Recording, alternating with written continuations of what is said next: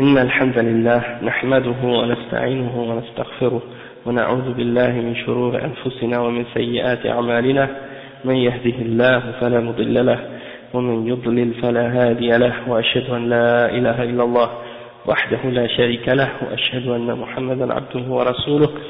يا أيها الذين آمنوا اتقوا الله وقولوا قولا سديدا. يا أيها الذين آمنوا اتقوا الله حق تقاته ولا تموتن إلا وأنتم مسلمون. يا أيها الناس اتقوا ربكم الذي خلقكم من نفس واحدة وخلق منها زوجها وبث منهما رجالا كثيرا ونساء، واتقوا الله الذي تساءلون به والأرحام إن الله كان عليكم رقيبا.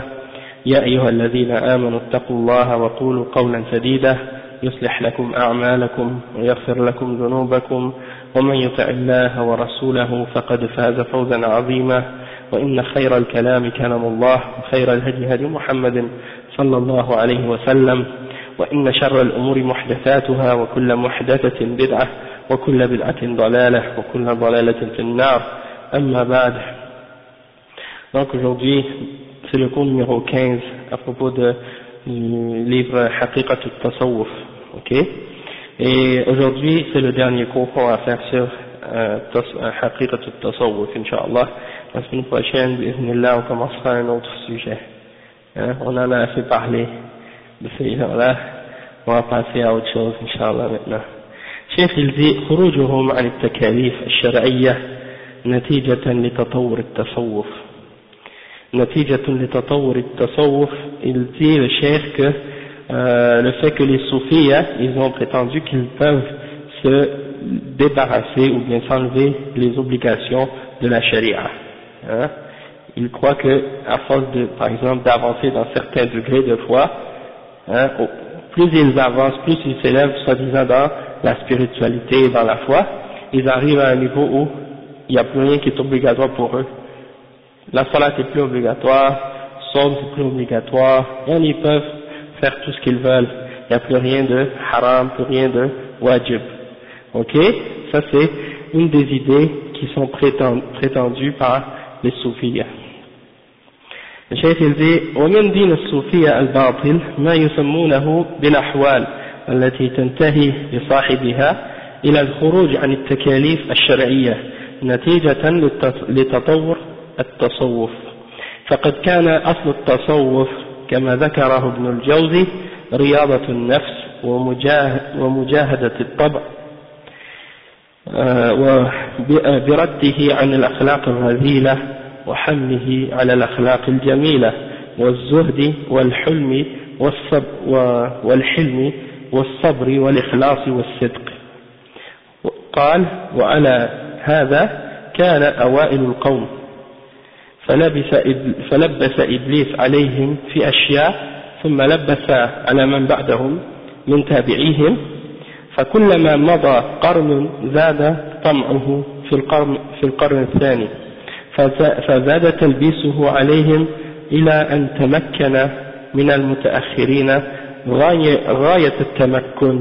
وكان أصل تلبيسه عليهم أن صدهم عن العلم وأراهم أن المقصود العمل، فلما أطفأ مصباح العلم عندهم تخبطوا في الظلمات، فمنهم من أراه أن المقصود من ذلك ترك الدنيا في الجملة فرفضوا ما يصلح أبدانهم وشبهوا المال بالعقارب ونسوا أنه خلق للمصالح وبالغوا في الحمل على النفس حتى إنه كان فيهم من لا يضطجع، وهؤلاء كانت مقاصدهم حسنة غير أنهم على غير الجادة.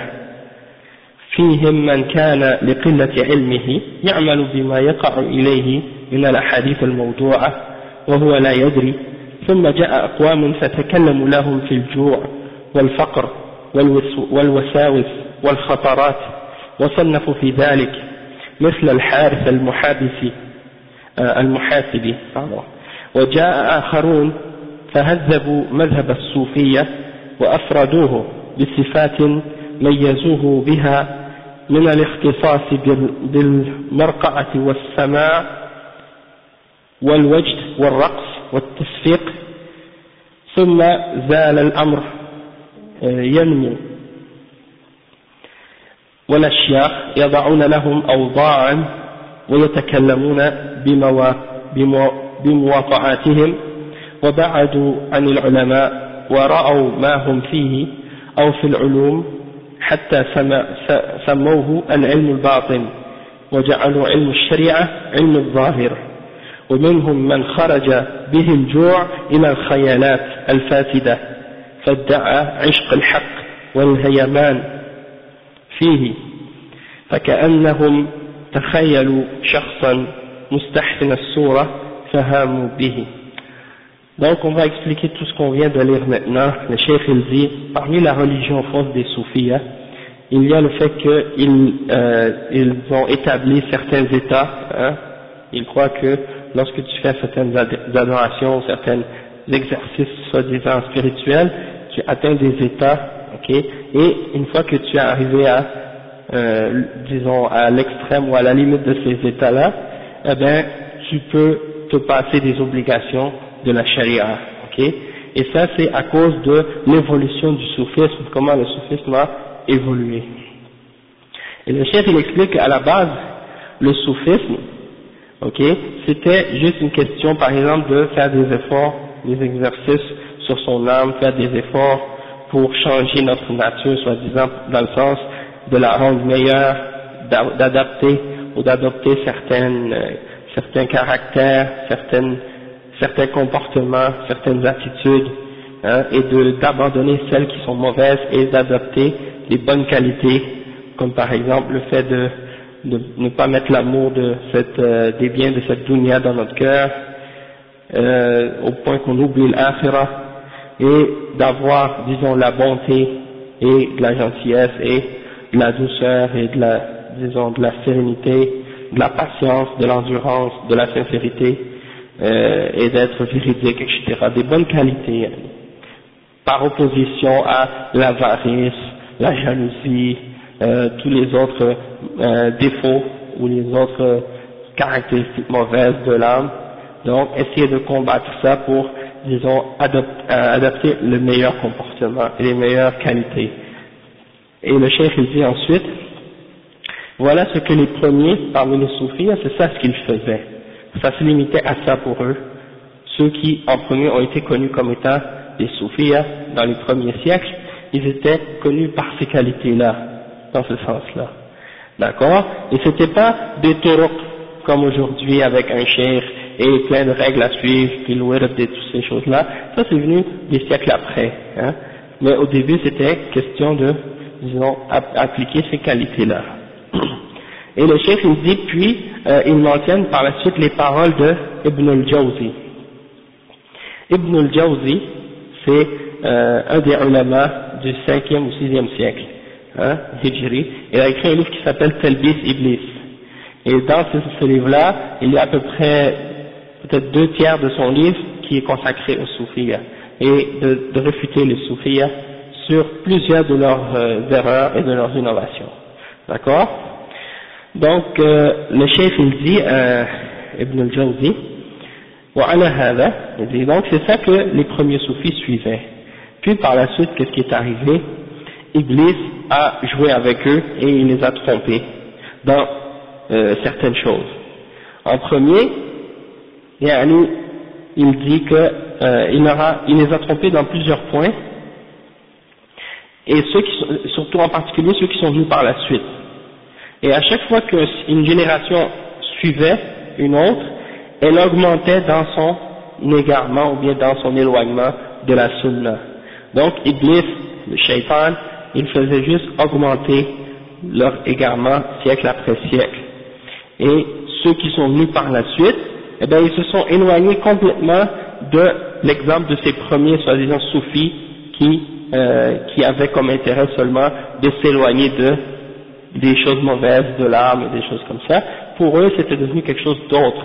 Le shaitan avait réussi à faire entrer parmi eux toutes sortes de choses qui n'ont rien à voir avec le Coran et la Sunna. Okay? Donc là, il explique, il va donner des exemples comment l'égarement de ces gens-là a commencé.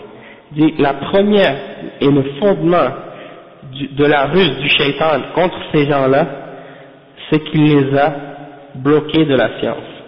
Il les a bloqués de la connaissance de l'islam. Ça, c'était la première façon que le shaitan a réussi à les égarer. Ok? C'est-à-dire qu'il leur a fait croire, ou il leur a fait comprendre que l'important, c'était non pas la connaissance, mais la pratique. Parce que pour eux, le but, c'était l'appliquer. Et donc, la connaissance n'a pas d'importance. C'est la pratique qui a de l'importance seulement. D'accord? Et donc, étant donné que le shaitan a réussi à les tromper avec cette ruse-là, ils ont dénigré la connaissance. Et ils se sont concentrés uniquement sur l'application et la pratique.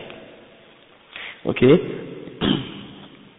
Donc, le cheikh il dit, donc lorsque le shaitan a réussi à éteindre cette lumière de la science auprès des soufis, eh bien, ils ont commencé à errer dans les ténèbres. Il y en a parmi eux qui ont cru que l'important et le but, c'était d'abandonner complètement la dunya. Alors, ils ont même rejeté certaines choses qui sont bonnes pour leur corps, comme la nourriture, le sommeil, des trucs de ce genre. Et ils ont comparé les biens matériels à des scorpions. Ok? Ils ont dit que d'acquérir des biens matériels, c'est comme acquérir ou avoir des scorpions ou des choses qui peuvent te tuer ou te faire du mal. Donc c'est mauvais en entier. Et le cheikh il dit, ils ont oublié que ces choses-là avaient été créées pour un bienfait pour eux. Et ils se sont poussés à l'extrême dans le fait de se mettre des charges sur eux-mêmes, aller jusqu'à ce que certains d'entre eux, ils refusaient même de s'allonger pour se reposer. Donc ils refusaient de dormir par exemple couché. Ils vont se forcer à dormir soit assis ou bien debout ou bien d'une autre position, mais ils s'interdisent pour eux-mêmes de dormir couché. Ça c'est un exemple. Puis il dit le cheikh que ceux-là, ils avaient des bonnes intentions, au début leur intention était bonne, toutefois, étant donné qu'ils n'ont pas de connaissance, ou qu'ils ne sont pas sur le droit chemin, dans le sens qu'ils n'ont pas la connaissance correcte de la sunna, eh bien, ils se sont égarés dans ce sens-là, et il y en a, le cheikh dit, à cause du peu de science et de connaissances qu'ils ont, ils se sont mis à appliquer, ou à mettre en pratique, des choses qui sont basées sur des hadiths qui sont mawdou'a, c'est-à-dire des hadiths fabriqués, qui sont même pas des paroles du prophète sallallahu alayhi wa sallam, mais qui lui sont attribuées faussement. D'accord? Ça c'est des exemples. Mais ils appliquent ces hadiths-là qui sont mawdou'a, mais ils ne savent pas que ce sont des hadiths mawdou'a. Parce que pour eux, tout ce qui est rapporté du prophète sallallahu alayhi wa sallam, ils le rapportent. Ils ne font pas attention pour savoir est-ce que c'est sahih, est-ce que c'est da'if, etc. Ils ne font pas attention à ces choses-là. T'as fait une question, Issa? C'est à l'époque à la fin du deuxième siècle. À la fin du deuxième siècle. Comme on avait dit dans le premier cours. Exactement. La bid'a, c'est comme le frère dit, ça commence des fois tout petit, puis le shaitan, il l'a fait grandir de plus en plus jusqu'à ce que ça devienne quelque chose à la fin qui fait sortir de l'islam. Comme je t'ai expliqué, ces premiers soufis-là, c'était juste, ils étaient connus comme étant des gens qui, disons, avaient certaines caractéristiques du fait qu'ils se concentraient sur le fait de, par exemple, essayer de se forcer pour avoir certaines qualités en eux-mêmes, puis de se débarrasser de, c'est ça, ils faisaient peut-être un peu plus d'efforts sur certains aspects de l'islam que d'autres, ok? Donc au début c'était en accord, disons, il n'y avait pas des gens qui sortaient, disons, complètement de la sunna, d'accord? Toutefois avec le temps, comme on a expliqué, c'est là que le shaitan a rentré avec plein d'autres trucs, puis ça s'est mélangé avec la philosophie, puis avec d'autres croyances de d'autres religions, puis c'est sorti des limites de l'islam et de la sunna. Donc il dit quoi le chef ensuite? Il dit oui, ok, il y a des gens qui sont arrivés par la suite, puis eux ils ont commencé à parler des bienfaits de la faim, c'est-à-dire non pas du jeûne, mais de la faim en elle-même comme étant quelque chose de bon, d'accord? et donc ils peuvent continuer à jeûner sans arrêt, hein, non pas le jeûne de l'islam, mais un jeûne extrême, disons. Ensuite, al-wasawis wal-khatarat, c'est-à-dire des fois le shaitan il te suggère des choses, ou bien il vient te suggérer des idées ou des pensées dans ta tête. Là tu entends des voix ou des choses comme ça, des suggestions de toutes sortes de choses. Le shaitan il vient jouer avec ta tête de certaines façons, et ils ont écrit des livres sur ces affaires-là. Ok. Ensuite, ils mentionnent comme exemple Al-Harith Al-Muhasibi.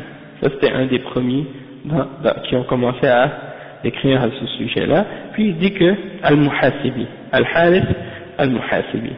Et puis il y en a d'autres qui sont venus par la suite, hein, puis qui ont écrit d'autres encore des livres sur le soufisme, puis qui ont, comment je pourrais dire, résumé un peu, ou fait un concis du principe des soufistes, et ils ont marqué certaines caractéristiques qui les distinguaient, comme par exemple, comme on a mentionné déjà dans les cours passés, les trucs de danse, les chants et les rythmes, les mouvements qu'ils font pour faire leur dhikr, des choses comme ça. Et les choses ont commencé à augmenter de plus en plus dans l'égarement, hein. Et donc les chouïrs ont commencé à leur établir des méthodes et des choses à respecter et à suivre, hein. Et ils se sont éloignés des ulama, comme on a dit,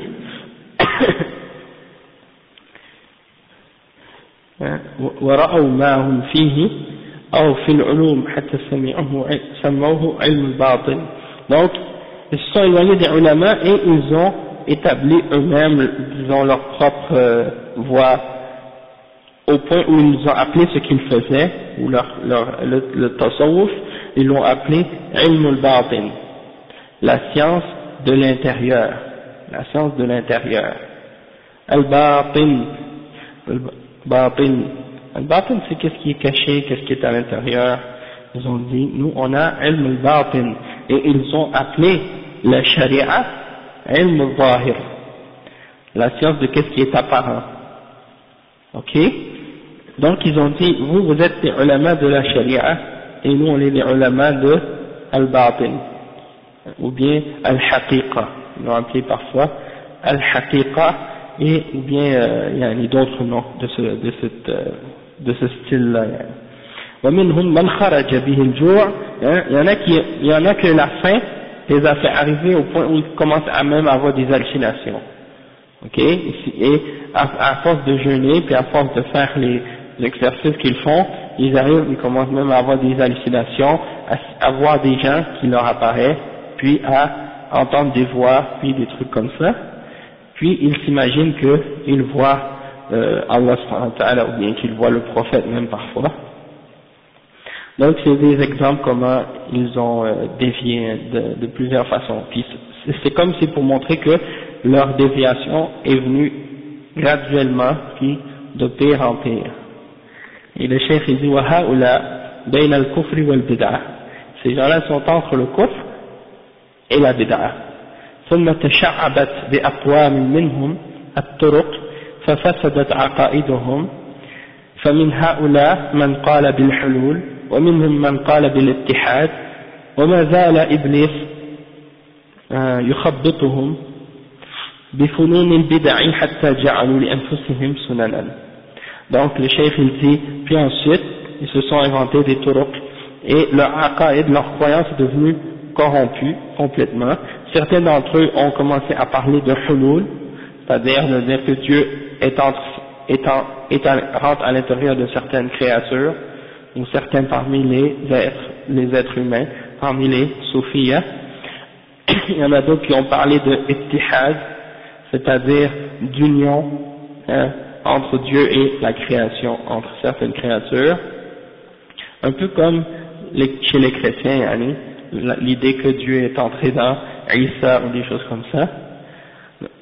Et eux, comme on avait déjà expliqué, c'est pire encore, Et il y en a qui sont allés plus loin encore, qui ont parlé de Wahdatul Wujud, comme on a déjà parlé de ça. Et il y en a plusieurs qui ont élaboré là-dessus, qui ont prêché cette aqidah parmi les soufis. Hein.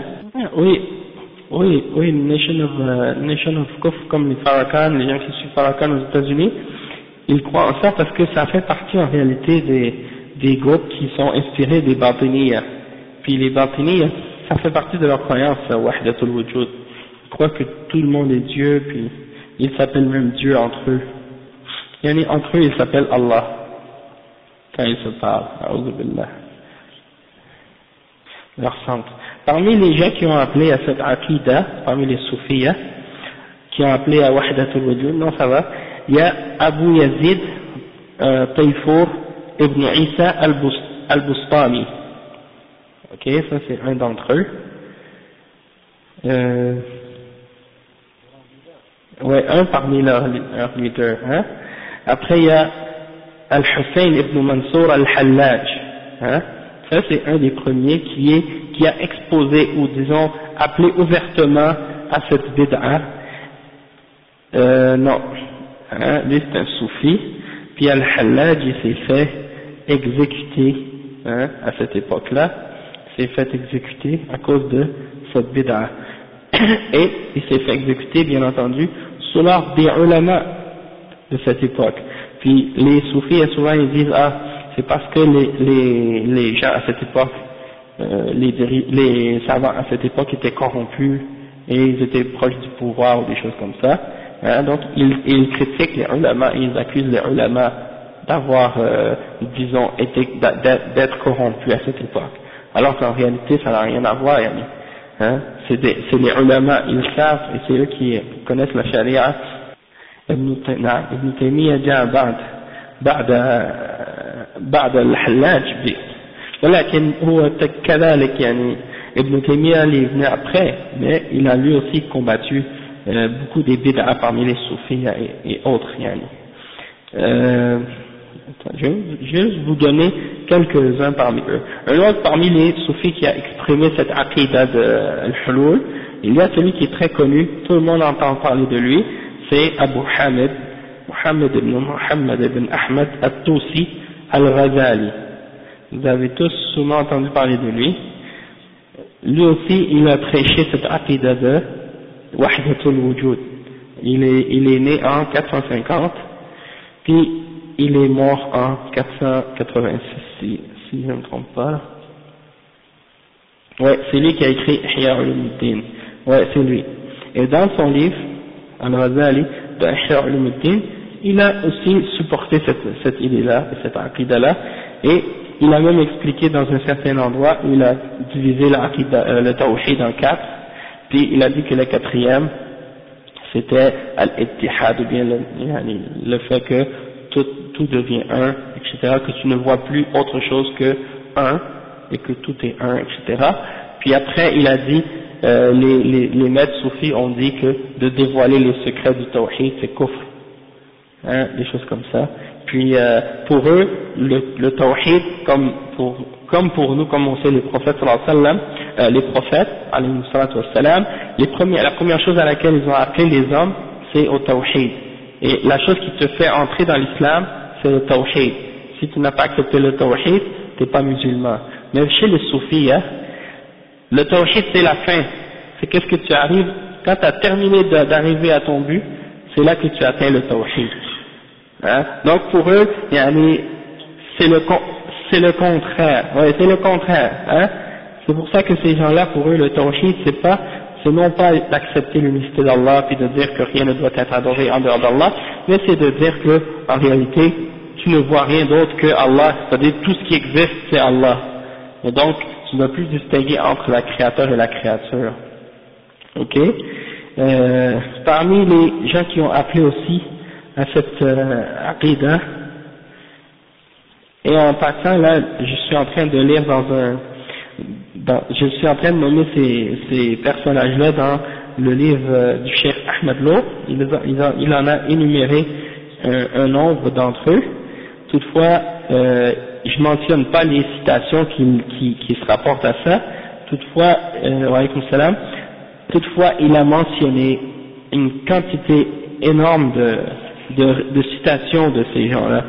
Parmi eux également, il y a Ibn al-Farid, ok, Ibn al-Farid, son nom c'est Omar ibn Ali ibn Murshid ibn Ali al-Hamawi, hein, et donc il est né en Égypte, si je ne me trompe pas, et il était un parmi des gens qui appelaient à cette aqida kufriya, ok. il est mort en 632. Ensuite, parmi ceux qui ont appelé à cette aqida, il y a un des plus célèbres, c'est Ibn Arabi. Ibn Arabi, c'est Muhammad, son nom c'est Muhammad ibn Ali ibn Muhammad ibn Arabi al-Hatimi al-Ta'i al-Andalusi. Ok? Il est enterré, si je ne me trompe pas, en Sham, en Syrie. Hein? Il est enterré là-bas, il a sa tombe et ils ont construit bien entendu sur sa tombe un dôme et tout, une construction et tout ça, et les gens vont là-bas faire des vœux et demander de lui toutes sortes de services ou je sais pas quoi. Il est né en 560, puis donc il est né en 560, mais à sa mort j'oublie exactement. Parmi les livres qu'il a écrits, il y a Fusus al-Hikam et Futuhat al-Makkiya. Dans ces livres-là, il a exprimé ces croyances-là. Il a dit même que pour lui Dieu est tout, même le porc, le chien et toutes les impuretés, ça ne dérange pas pour lui parce qu'il n'y a pas de distinction entre le créateur et la créature. Wa alaykum salam wa rahmatullahi wa barakatuh. Il y a aussi entre eux al-Tilmisani, Sulayman ibn Ali ibn Abdullah ibn Ali al-Kumi al-Tilmisani, al-Mashhour bi Afif al-Din. Il est né en 610, donc il s'est promené un peu partout. Puis il y a aussi Al-Nabulisi, un autre soufi, Abdul Ghani ibn Ismail ibn Abdul Ghani al-Dimashqi al-Nabulisi al-Hanafi al-Naqshbandi al-Qadiri. Ok, donc lui aussi c'est un autre soufi qui a eu ces idées-là. Ça commence vers l'Irak. Non, c'est dans l'Irak. Il y a At-Tijani, hein, son nom c'est Abu al-Abbas Ahmed ibn Muhammad ibn al-Mukhtar ibn Ahmed al-Sharif At-Tijani, celui qui a fondé la Tijaniya. Il est né en 1150 dans le sud de l'Algérie. Hein, tout le monde le connaît celui-là. Lui aussi il avait cette même aqida. Ok, puis bon, ça c'est un résumé là des personnalités les plus connues qui ont appelé à cette aqida. Ensuite, le cheikh dit وسئل شيخ الإسلام ابن تيمية رحمه الله عن قوم داوموا على الرياضة مرة فرأوا أنهم قد تجوهروا فقالوا لا نبالي الآن بما عملنا وإنما الأوامر والنواهي رسوم العوام ولو تجوهروا لسقطت عنهم فحاصل النبوة يرجع إلى الحكمة والمصلحة والمراد منها ضبط العوام ولسنا نحن من العوام فندخل في حجر التكليف لأن قد تجوهرنا وعرفنا الحكمة. فأجاب لا ريب عند أهل العلم والإيمان أن هذا القول من أعظم الكفر وأغلظه وهو شر من قول اليهود والنصارى فإن اليهود والنصارى آمن ببعض الكتاب وكفر ببعض وأولئك هم الكافرون حقا كما أنهم يقرون أن لله أمرا ونهيا ووعدا ووعيدا وأن ذلك متناول لهم إلى حين الموت.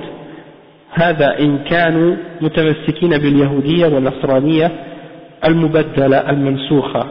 أما إن كانوا من منافق أهل ملتهم كما هو الغالب على متكلميهم ومتفلسفتهم كانوا شرا من منافق هذه الأمة حيث كانوا مظهرين للكفر ومبطنين للنفاق وهم شر ممن يظهر إيمانا ويبطن نفاقا. Donc ils ont posé la question à Ibn Taymiyyah au sujet des gens qui continuent à pratiquer des exercices soufis, des exercices de soufisme, et qui croient que lorsqu'ils arrivent à un certain point, ils n'ont plus besoin de s'inquiéter de ce qui est interdit ou de ce qui est ordonné. Ils disent que ça c'est toutes des choses symboliques qui ont été ordonnées pour les gens ordinaires, les gens simples. Mais nous, ils disent nous sommes des gens qui avons compris, disons, le cœur ou l'essence de la religion, et donc on n'a plus besoin de se limiter à ces choses-là, parce que la prophétie, elle retourne à quoi? Elle retourne à la sagesse et à al-maslaha, qu'est-ce qui est le bien pour les gens. Donc le but en fait de ça, c'est de contrôler les gens ordinaires pour les empêcher de dépasser les limites, soi-disant. Mais nous, ils disent nous, on n'est pas dans les gens ordinaires, parmi les musulmans ordinaires. Nous, on a atteint un autre niveau et on a compris c'est quoi la sagesse derrière les ordres. Et donc il posait la question à Ibn Taymiyyah au sujet de cette parole-là. Est-ce que ça, dire ça, est-ce que c'est correct? Et Ibn Taymiyyah, il a répondu en disant qu'il n'y a pas de doute chez les gens de ilm, les savants de l'islam, et qui ont l'iman, et qui ont la foi, que cette parole fait partie des plus grandes paroles de kufr, et parmi les plus dures formes de kufr, et que c'est une parole qui est plus grave et plus kufr que la parole des juifs et des chrétiens. Car les chrétiens et les juifs ont cru à une partie du livre, puis ils ont mécru à l'autre, au reste du livre. Et eux, ce sont les vrais kuffars. Ils ont cru en certains prophètes, ils ont rejeté d'autres. Ils ont cru à certains livres, ils ont rejeté d'autres. Et Allah, il a dit à leur sujet que ce sont les vrais kuffars. D'accord? Ils sont réellement des kuffars, alors qu'ils reconnaissent que Allah a ordonné des choses et a interdit des choses, et qu'il a menacé des gens pour avoir commis des péchés, et il leur a promis également le paradis pour ceux qui font le bien, et ils respectent ces choses-là durant leur vie jusqu'à leur mort, et ça c'est s'ils restent accrochés à leur religion qui est abrogée puis qui a été changée. Ça c'est s'ils appliquent leur fausse religion actuellement, d'accord? Ou bien sinon même il y a parmi eux des hypocrites dans leur religion également, et ça c'est la majorité d'entre leurs philosophes et leurs penseurs, et il dit que ils sont pires que les hypocrites de notre Ummah parce qu'ils montrent le kufr, ils montraient le kufr et ils cachaient leur hypocrisie. Donc ils sont plus graves que celui qui montre la foi et qui cache l'hypocrisie. Ensuite il dit والمقصود أن المتمسكين بجملة منسوخة فيها تبديل خير من هؤلاء الذين يزعمون سقوط الأمر والنهي عنهم بالكلية، فإن هؤلاء خارجون في هذه الحال من جميع الكتب والشرائع والملل، لا يلتزمون لله أمرا ولا نهيا بحال، بل هؤلاء شر من المشركين والمتمسكين ببقايا من الملل كمشرك العرب الذين كانوا متمسكين ببقايا من دين إبراهيم عليه السلام.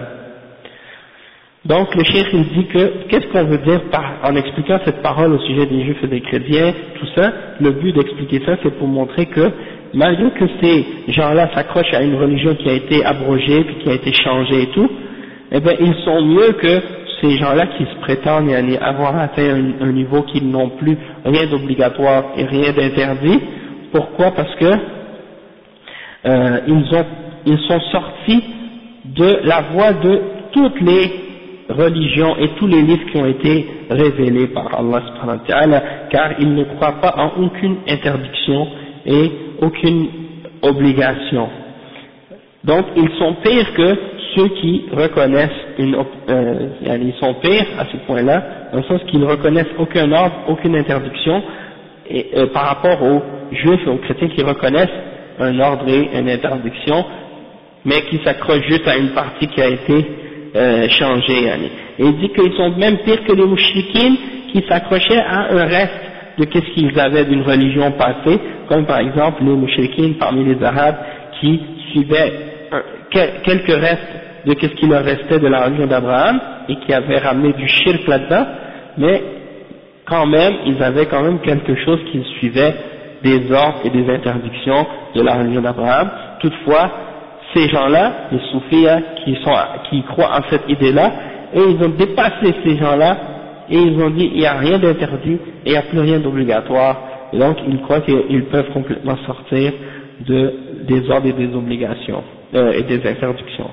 Après le cheikh dit فإن أولئك معهم نوع من الحق يلتزمونه وإن كانوا مع ذلك مشركين وهؤلاء خارجون عن الالتزام شيء من الحق بحيث يظنون أنهم قد صاروا سدى لا أمر عليهم ولا نهي.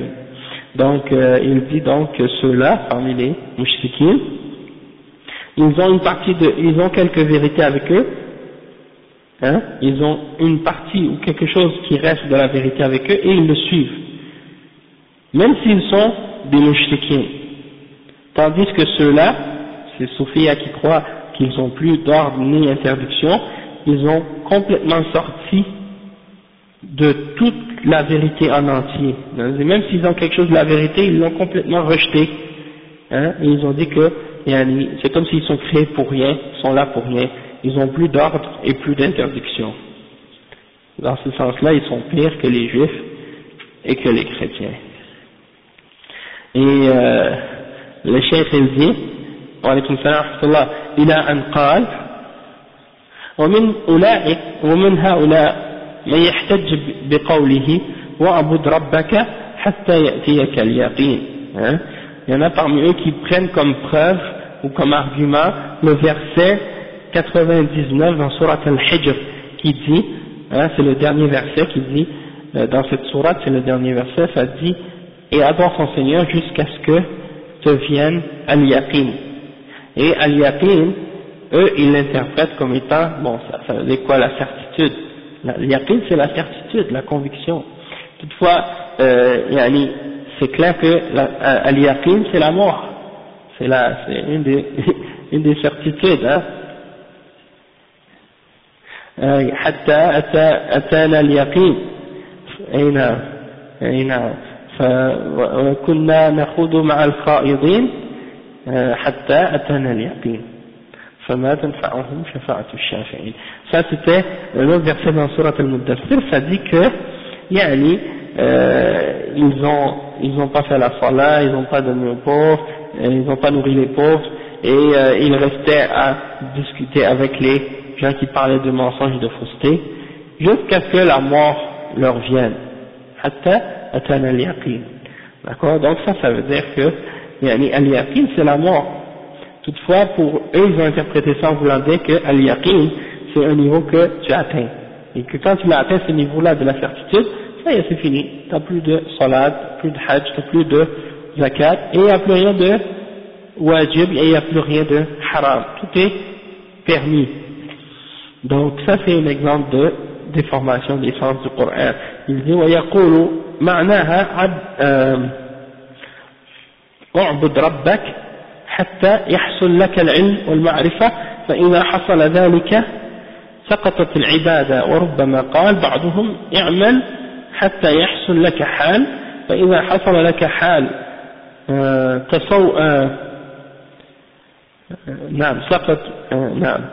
سقطت عنك العبادة. وهؤلاء فيهم من إذا ظن حصول مطلوبه من المعرفة والحال استحل ترك الفرائض وارتكاب المحارم وهذا كفر كما تقدم.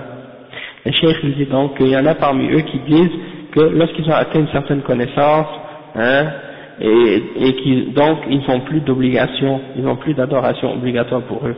Il y en a parmi eux qui disent que lorsqu'ils arrivent à un état, ils n'ont plus d'obligation, plus d'adoration à faire, et que tout est halal.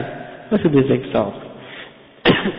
Il dit le cheikh: فأما استدلالهم بقوله تعالى واعبد ربك حتى يأتيك اليقين فهي عليهم لا لهم.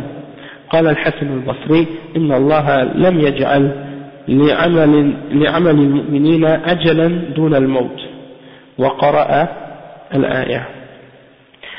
Et en fait, le chef il dit que c'est une preuve contre eux et non pour eux, parce que Al-Hassan al-Basri, un des salafs, et même que eux ils le comptent parmi les soufis, hein, les soufis ils prétendent que Al-Hassan al-Basri c'est un des soufis, et bien lui-même il a dit que Allah subhanahu wa ta'ala n'a pas mis de terme ou de limite pour les actions excepté la mort.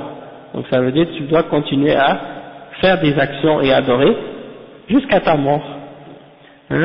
وذلك أن اليقين هنا الموت وما بعده باتفاق العلماء، وذلك مثل قوله ما سلككم في سقر قالوا لم نكن من المصلين، في comme on a dit tout à l'heure حتى أتنا اليقين ذا قالوه وهو في جهنم.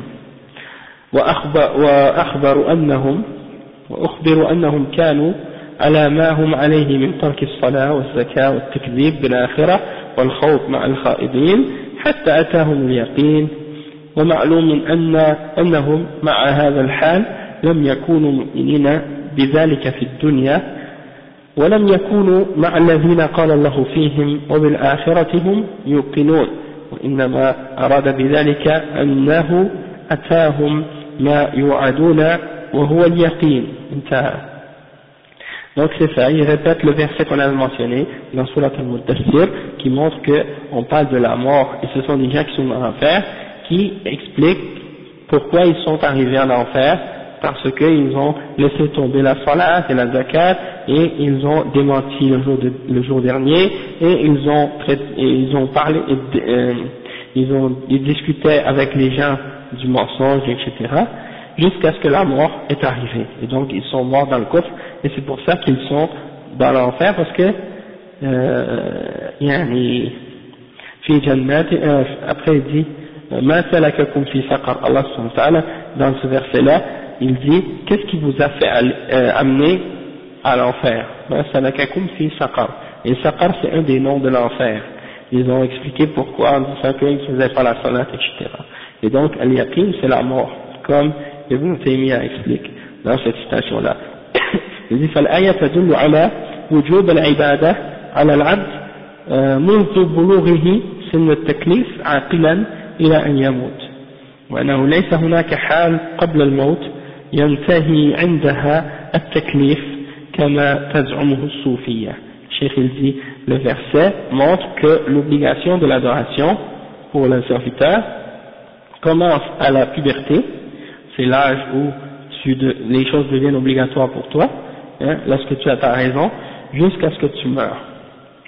Et il n'y a pas d'autres états avant la mort qui font terminer ces obligations-là, comme ils s'imaginent les soufis, excepté bien sûr si quelqu'un perd la raison, devient fou, ou bien des choses comme ça, hein, ou bien tombe dans le coma ou des trucs comme ça, mais en dehors de ça, il n'y a pas d'excuse pour dire que tu peux cesser de faire des adorations. Puis la conclusion du cheikh de ce livre-là, il dit Al-Khatima wa ba'd فهذا هو دين الصوفية قديما وحديثا وهذا موقفهم من العبادة ولم ننقل عنهم إلا القليل مما تضمنته كتبهم وكتب منتقديهم وما تدل عليه ممارساتهم المعاصرة، ولم أتناول إلا جانبا واحدا من جوانب البحث حولهم، وهو جانب العبادة وموقفهم منها، وبقيت جوانب أخرى تحت تحتاج إلى محاضرات ومحاضرات كموقفهم من التوحيد وموقفهم من الرسالات وموقفهم من الشريعة والقدر إلى غير ذلك. فهذا وأسأل الله أن يرينا الحق حقا ويرزقنا اتباعه، وأن يرينا الباطل باطلا ويرزقنا اجتنابه، وأن لا يزيغ قلوبنا ولا يزيغ قلوبنا بعد إذ هدانا. وصلى الله وسلم على نبينا Muhammad وعلى آله وصحبه. Donc le cheikh il dit que pour terminer, voici la religion des soufis dans le passé comme actuellement, et leur position vis-à-vis de l'adoration. Et je n'ai que mentionné un peu des choses à leur sujet qui sont contenues dans leur livre et dans le livre des gens qui les ont critiqués, qui montrent un peu de leur pratique actuelle, comment ils appliquent leur religion dans le monde actuellement. Et il dit que je me suis uniquement concentré, ou j'ai seulement parlé d'un aspect de leur religion, parce qu'il y a beaucoup d'autres sujets ou beaucoup d'autres aspects il y a beaucoup d'autres aspects qui devaient être discutés également, comme par exemple leur position vis-à-vis le tawhid, leur position vis-à-vis des messagers, leur position vis-à-vis de la charia et de al-qadar, c'est-à-dire la prédestination, et d'autres encore. Donc ça veut dire il y a beaucoup de points encore à discuter. Nous on a rajouté des points que le cheikh n'avait pas mentionnés dans son livre. Dans le livre on a pris dans le livre du cheikh Ahmed Loh pour compléter des détails. Et puis bon, c'est ça, comme le cheikh a dit, il y a beaucoup de choses même qu'on n'a même pas mentionnées au sujet des soufis, parce que si on veut parler des soufis, bon, il y a encore beaucoup de choses qu'on aurait pu, exemple, mentionner, mais dans qu'est-ce qu'on a mentionné jusqu'à maintenant, il y a qu'est-ce qui est suffisant pour quelqu'un qui cherche la vérité et qui veut connaître réellement c'est qu'est-ce qui est la vérité de l'islam et éviter les égarements des soufis. Juste pour rajouter quelques petits détails, peut-être encore avant de finir complètement, je vais lire quelques passages dans le livre du cheikh Ahmed Loh, puis on va finir avec ça. Donc, parmi les points à propos du point qu'ils croient qu'ils peuvent sortir de la charia, donc c'est un des moyens qu'ils ont utilisé pour faire ça, c'est de diviser la religion en deux, c'est-à-dire la charia pour les gens ordinaires et al-haqiqa pour les gens qui ont atteint un niveau, disons, spécial selon eux. Et il n'y a pas cette division-là dans l'islam. Il n'y a pas personne qui arrive à un niveau spécial dans l'islam ou à un niveau soi-disant d'initié et qui connaît des choses spéciales que les autres musulmans ne connaissent pas. Tout le monde, on a tous le même, la même source pour connaître l'islam, c'est le Coran et la Sunna. Et il n'y a pas d'autres connaissances cachées en dehors de ça. Quelqu'un qui croit ça, qui croit qu'il y a d'autres connaissances en dehors du Coran, en dehors de ce qui est dans le Coran et dans la Sunna, qui sont cachées à certaines personnes seulement, que seulement certaines personnes peuvent connaître en dehors des autres, ça c'est une croyance qui est en dehors de l'islam. Ok, ça n'a rien à voir avec l'islam. Parce que le prophète sallallahu alayhi wa sallam, il a transmis sa religion. Ballagat risala. Il a transmis la religion en entier. Il n'a rien caché de la religion d'Allah. Et Allah lui a demandé de transmettre sa religion et de rien cacher de sa religion. Et donc c'est pour ça, dans ce sens-là. Ensuite il dit que, en fait, oui, c'est ça, c'est un des trucs, le cheikh il dit أن عبارة الحقيقة والباطل من العبارات المجملة التي تحتمل الحق والباطل فإن أريد بهما إصلاح القلب وإخلاص النية وصدق التوجه إلى الله فهو حق ومطلوب شرعا فمتى ما خلا تطبيق الأحكام الشرعية منها بقيت كجسم بلا روح وصار القائم بهذا العمل منافقا. Donc des fois c'est un des trucs qu'ils utilisent quand ils parlent de cette division de haqiqa et de sharia, ils essaient de faire croire que quand ils parlent de al-haqiqa, ils parlent de al-batin, qu'est-ce qui a rapport avec qu'est-ce qui est caché ou qu'est-ce qui est à l'intérieur, d'accord? Et donc ils disent, wa alaykum salam wa rahmatullah, que al-haqiqa c'est une science ou c'est la connaissance de qu'est-ce qui peut purifier le cœur et purifier l'intérieur et le rendre pur et sincère, hein, pour se diriger uniquement vers Allah subhanahu wa ta'ala et se purifier du riya et se purifier de, par exemple, associer avec Allah subhanahu wa ta'ala dans nos intentions et des choses comme ça, hein, et donc il joue avec ce point-là en essayant de faire croire aux gens que c'est de ça qu'il parle quand il parle de la connaissance de l'intérieur et de le-batin par rapport à la charia. Et en réalité, c'est pas du tout ça qu'ils veulent faire. C'est pas du tout à l'ikhlas ou la sincérité ou bien de pas faire le riya. C'est quelque chose tout à fait différent de ça, parce que le fait de faire des efforts pour être sincère et de purifier nos intentions et d'avoir l'ikhlas et tout ça, ça fait partie de la charia. Tout ça, ça rentre dans la charia, c'est dans le Coran et dans la sunna.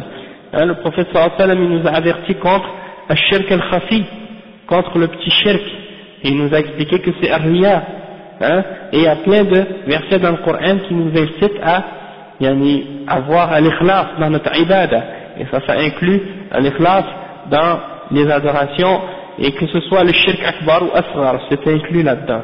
Également, il y a des versets qui nous parlent de purifier nos intentions par rapport aux adorations qu'on fait, pour qu'elles soient uniquement pour Allah subhanahu wa ta'ala.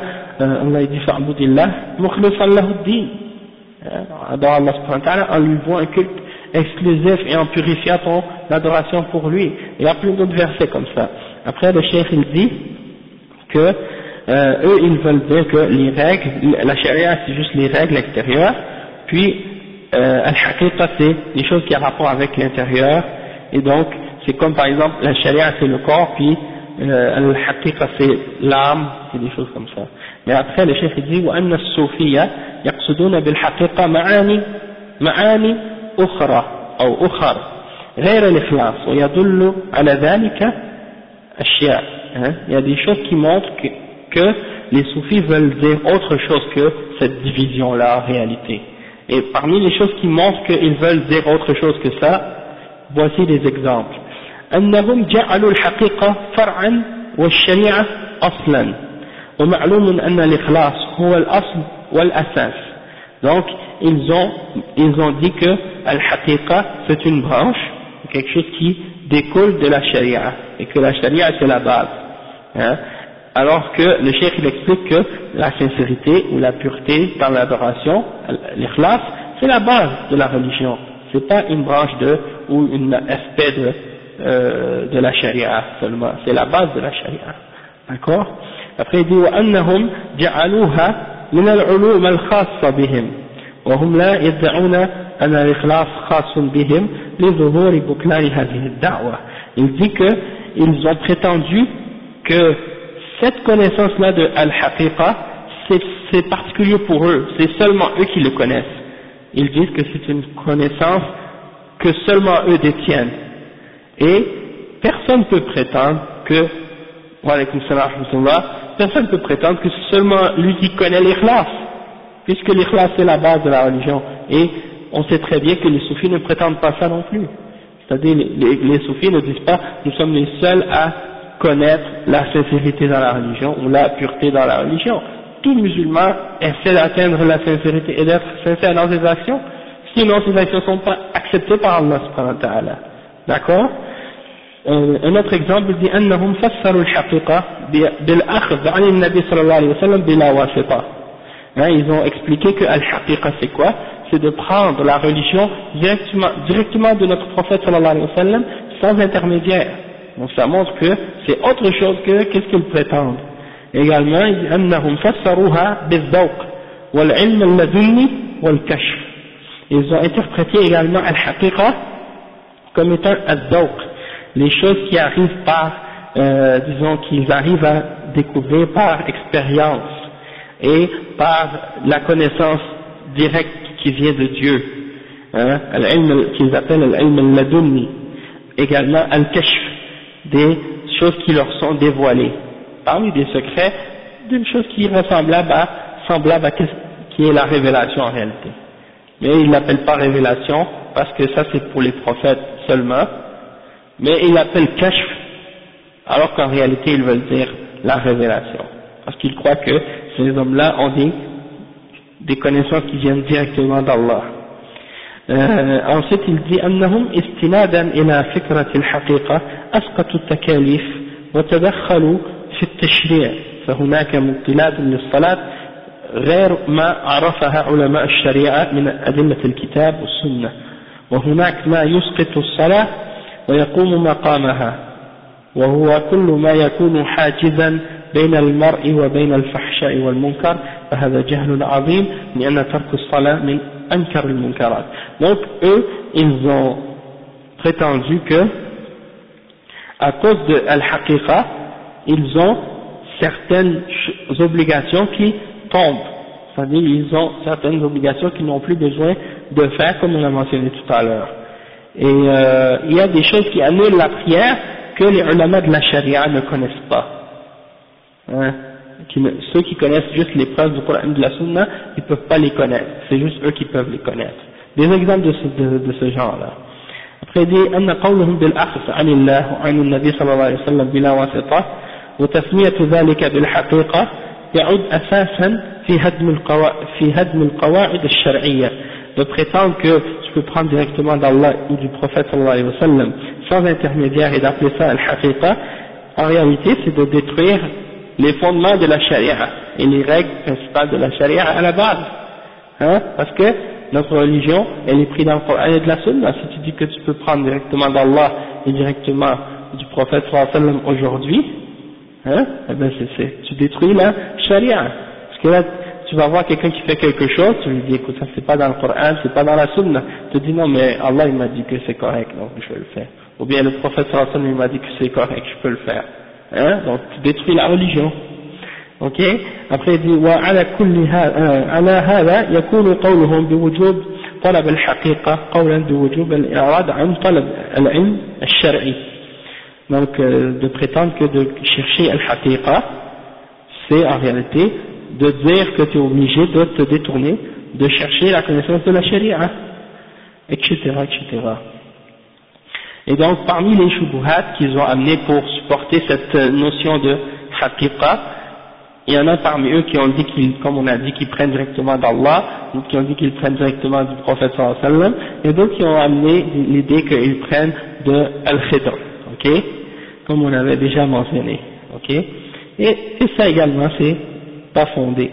Puis le cheikh il développe ça en détail, il montre les arguments pour montrer que c'est faux.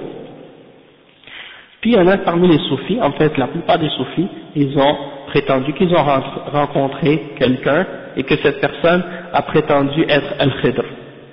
Toutefois, comment ils peuvent vérifier que c'est vraiment Khidr, puisqu'on n'a pas de description de lui, hein? Khidr, c'est celui que Moussa avait rencontré dans Surat Al-Kahf. Il y a l'histoire qui est rapportée au sujet de Moussa qui rencontre Khidr, ok, puis qui lui enseigne certaines choses. Parce que Khidr avait reçu d'Allah certaines connaissances que Moussa n'avait pas reçues. Puis Moussa avait reçu des connaissances que Khidr n'avait pas reçues.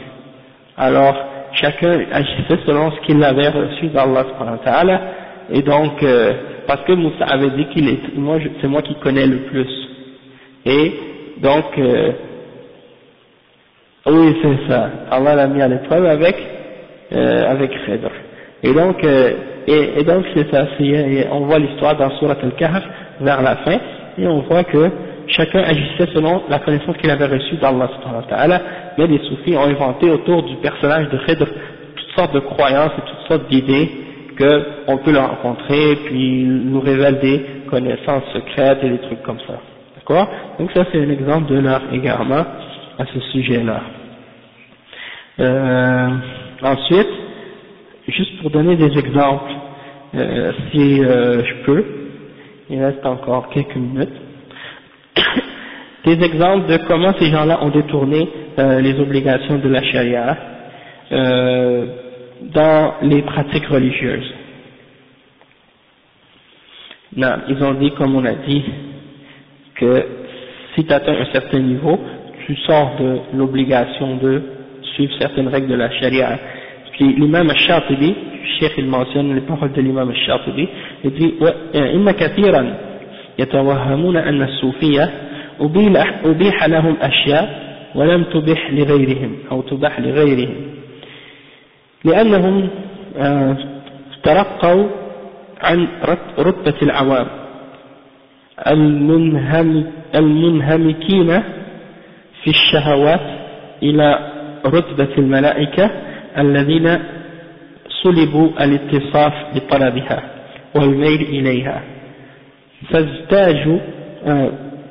فاستجازوا لمن ارتسم في طريقتهم إباحة بعض الممنوعات في الشرع بناء على اختصاصهم عن الجمهور وهذا باب فتحته الزنادقة بقولهم إن التكاليف خاص بالعوام وساقط عن الخواص.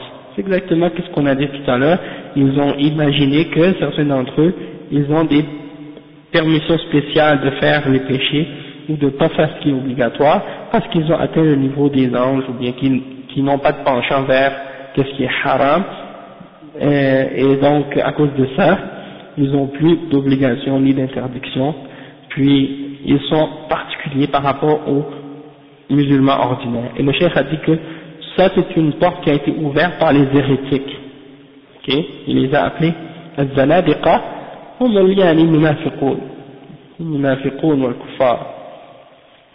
Al-zindiq c'est qui? C'est le munafiq, sauf que c'est un munafiq qui revient toujours avec son nifaq, c'est-à-dire il dit le kufr puis il revient, puis il dit encore le kufr puis il revient, puis il dit encore le kufr puis il revient.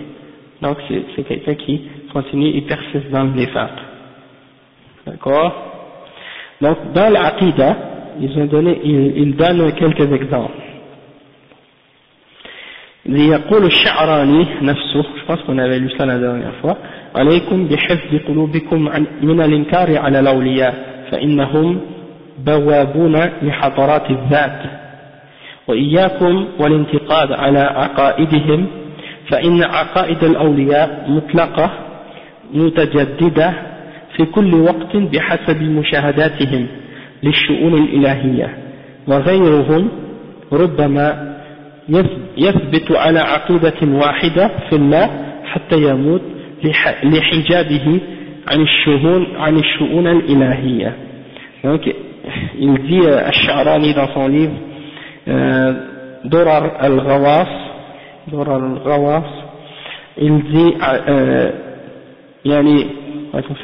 gardez vos cœurs de critiquer les awliya ou de refuser certaines des actions des awliya parce qu'ils sont les portiers de la présence divine, c'est de ça qu'il parle. Et prenez garde de critiquer leurs croyances, parce que la croyance des saints ou des awliya ou des hommes rapprochés d'Allah, elle se renouvelle constamment, à chaque instant, selon ce qu'ils voient selon ce qu'ils témoignent des choses divines. Tandis que les autres, en dehors d'eux, ceux qui ne sont pas des awliya, ils vont peut-être rester sur une seule aqidah jusqu'à leur mort, parce qu'ils ont été voilés des choses divines. Donc pour eux de rester sur une seule aqidah, c'est parce qu'on est voilé. Et donc si ta aqidah elle se renouvelle pas, tu fais pas partie des awliya, et en même temps ça veut dire pour eux que leur aqidah elle reste jamais la même, il ne faut pas la critiquer à cause de ça. Ok. Deuxièmement, ils prennent certaines adorations à la légère ou bien même ils les négligent complètement. Subhanallah, il y a des citations incroyables à ce sujet-là. Ici par exemple, il y en a un qui dit Isharatun ila minhu, il dit quoi ici? Il dit ولكن الرجل لم يسكت عند هذا الحد. Ok. عليكم السلام ورحمة الله. Il dit وروى أبو نعيم بإسناده إلى أبي يزيد أن رجلا وجه إليه حصيرا وكتب معه إليه صل عليه بالليل. فكتب أبو يزيد إليه إني جمعت عبادات أهل السماوات والأراضين السبع فجعلتها في مخدة ووضعتها تحت خدي، يعني إشارة منه بأنه قد ترك الصلاة بالليل، وهذه قد يكون خطبها هينا إذ يمكن حملها على النوافل، ولكن الرجل لم يسكت عند هذا الحد، فبين بيانا سافرا بأن العبادة خاصة بغير العارفين، فقال عجبت لمن عرف الله كيف يعبده. Donc il dit, quelqu'un lui a écrit quelque chose, il lui a demandé, il lui a dit n'oublie pas de prier la nuit ou bien prie durant la nuit. Et lui, il lui a répondu en disant, ça c'est Abu Yazid, il a répondu, il dit j'ai ramassé toutes les adorations des gens des cieux et du ciel et des cieux et des sept terres, et je l'ai mis dans mon oreiller et je l'ai mis en dessous de ma joue. Il s'est à côté dessus. Et le cheikh il dit peut-être que quelqu'un pourrait prendre cette parole-là et dire bon, c'est pas une obligation, c'est une chose qui est volontaire si tu pries la nuit. Toutefois, il s'est pas arrêté là. Il a dit quoi? Il a dit je m'étonne de celui qui a connu Allah, comment il peut l'adorer? C'est-à-dire, comment tu peux adorer Allah une fois que tu l'as connu?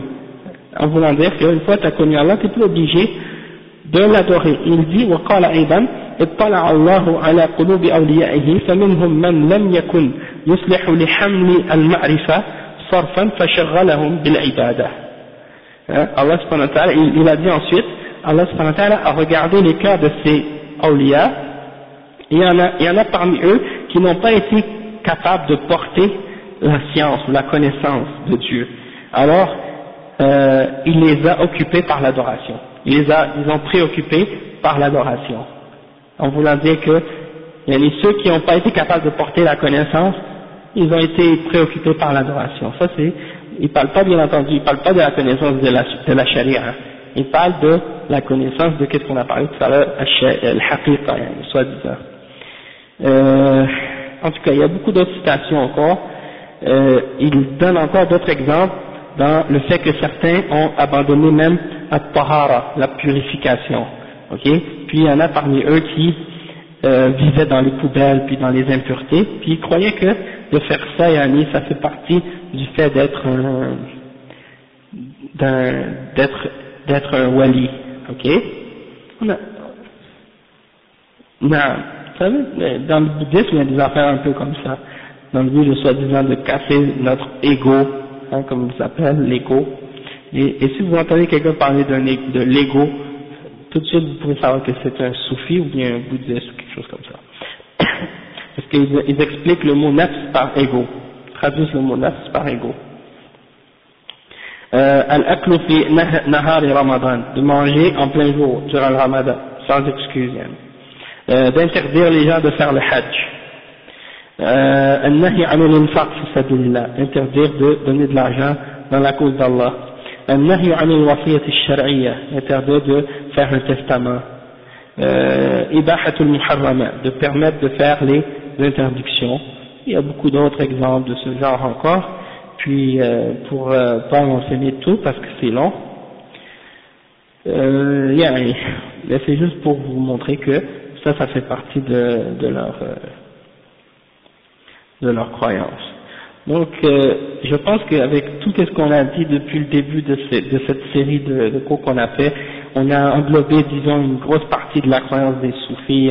On a montré leurs égarements, leurs erreurs et les idées qu'ils ont qui sont contraires au Coran et à la Sunna. Donc quelqu'un qui veut vraiment, disons, être, préservé ou bien au courant des égarements pour les éviter, mais il a qu'est-ce qui suffit, Inch'Allah. Celui qui cherche la vérité, Inch'Allah, s'il écoute qu'est-ce qu'on a expliqué avec sincérité, il va, Inch'Allah, connaître, il en sait assez maintenant pour s'en protéger, Inch'Allah. Puis le but c'était ça, le but d'avoir fait cette série de cours sur les soufis, c'était en premier pour avertir contre les dangers de ces gens-là, parce que il n'y a pas beaucoup de gens qui expliquent ces choses-là. Hein, les ulama, ils écrivent des livres et yani, shuyukh, ils parlent, ils font des cours là-dessus et tout ça, mais en français, il n'y avait pas grand-chose là-dessus. Puis si vous cherchez sur Internet, vous trouvez plein de trucs sur le soufisme, mais c'est toujours des glorifications, puis des gens qui sont soufis eux-mêmes, qui appellent les gens au soufisme. Et sinon, il y a ceux qui sont pas d'accord avec le soufisme, mais ils les critiquent pas directement, ou bien il y a ceux qui disent, ouais, ben, il y a des bons soufis, il y a des mauvais soufis, puis ils essaient de faire une distinction entre les deux sans toutefois clarifier les détails. Donc, nous, on a fait ça, puis on espère que ça va être bénéfique, Inch'Allah, pour tous les musulmans, les frères et les sœurs qui vont l'écouter, Inch'Allah, sur Internet, et puis vous aussi qui l'avez écouté maintenant. Inch'Allah, donc, on va s'arrêter ici, puis ça va être notre dernier cours là-dessus. Puis la semaine prochaine, on commencera un autre sujet.